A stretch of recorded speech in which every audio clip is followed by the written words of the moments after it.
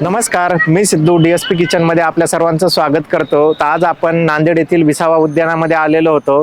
तर ज्या ठिकाणी मागच्या 42 वर्षापासून विसावा भेळ फेमस आहे, तर आपण आज खास विसावा भेळला व्हिजिट द्यायला आलेलो होतो. तर आपण जाणून घेऊयात की या ठिकाणची भेळ कशी बनते आणि याची टेस्ट कशी आहे हे सुद्धा आपण पाहणार आहोत. चला तर मग.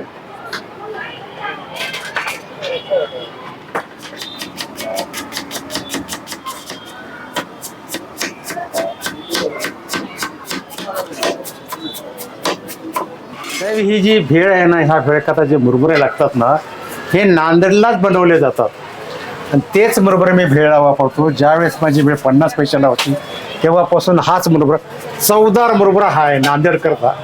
बाहेरचे लोक सुद्धा आवडीने हा मुरमुरा घेऊन जातो.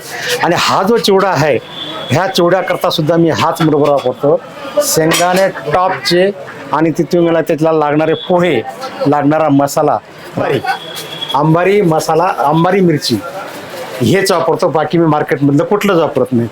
चिंच, ही चिंच, गोळ आणि पेंड खजूर, ते 3 आयटम याच्यामध्ये असतात या चटणीसाठी. ही गोड आंबट चटणी आहे. ही दुसरी आहे, ही खमंग तिखट, हिला झणझणीत मिरची म्हणून बनवलेली असते.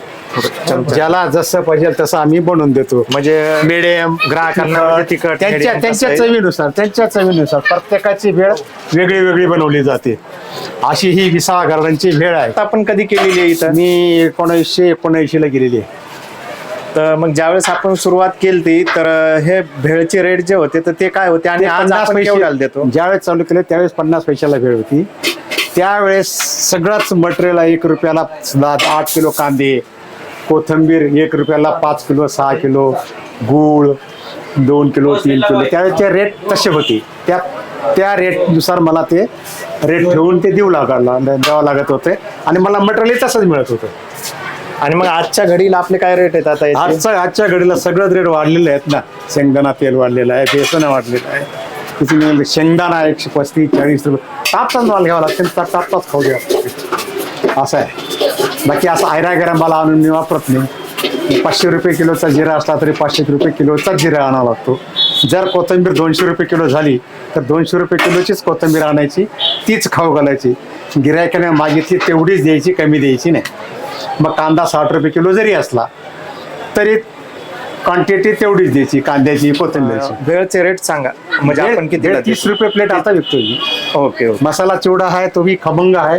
मसाले टॉपचे वापरतो, तेही 30 रुपये प्लेट आहे. आणि सुखा भेळ ज्यांना नकोय, आंबट पाणी नकोय, गोड पाणी नकोय, तिखट नकोय, त्यांच्याकरता वेगळा आयटम.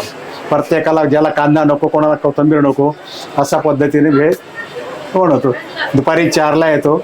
आल्यावर पहिले डेकोरेशन करणे, अगरबत्ती लावणे आणि मग श्री गणेशा. आणि मग आपला याचा टायमिंग किती ते किती आणि प्रत्येक दिवशी चालू राहतं का? हा, डेली. जे गार्डन बंद होत नाही, गार्डन कॉर्पोरेशनने बंद केलं त्या दिवशी आमचं बंद. सेव गेलेली आपली यावरती, कांदा आणि ही कोथिंबीर भेळ झाली तयार. या मॅडम, भेळ घ्या बरं. मी विसावा गार्डन मधल्या भेळ सेंटरमध्ये फार लहानपणापासून येतो आणि ह्या भेळेची आणि माझ्या लहानपणाची फार आठवणी या जागेपासून जोडलेल्या आहेत. जी टेस्ट आहे ती लहानपणापासून सारखीच आहे. काकांच्या हाताची टेस्ट आणि भैयाच्या हाताची टेस्ट सेमच आहे. या आणि ट्राय करायचं. बाहेरच्या पेक्षा इथे जास्त लोक भेळ खाण्यासाठी येतात. जास्त करून रविवारी येतात, संडेला. भेळची टेस्ट एकदम खतरनाक म्हणजे खतरनाक आहे. जर आपण नांदेडमध्ये कधी विसावा उद्यानाला भेट दिली तर त्यामध्येच असलेल्या या विसावा भेळ सेंटरला एक वेळेस आपण अवश्य भेट द्या.